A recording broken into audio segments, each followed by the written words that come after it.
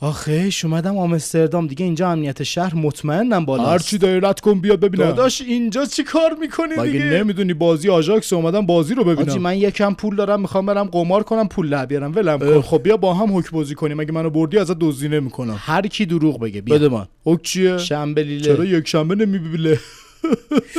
اسکل بتمن اومد. بتمن بیا کمکم کنی منو خف کردی. یا من بازی یا بازی خراب. داداش تو هم اهل دلی بتمن ها. چی میگی؟ اصلا هوک 3 نفره نمیشه.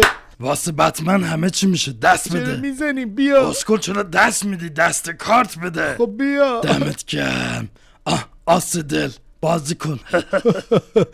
دو گیش. داداش دل باید بیای. اسکل یا اسکل نیست، برید دلتو. چی؟ داداش حالا خودتو ناراحت نکن. چشم باریدن تو رو تا دیدم، با هم بازی کرد شدم تاریک تر.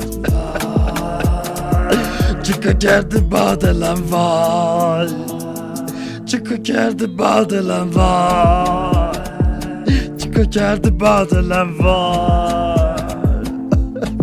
داداش این خیلی عقده‌ایه، من کلا یه دست ازش گرفتم من عقده ایم کثافت آشغال.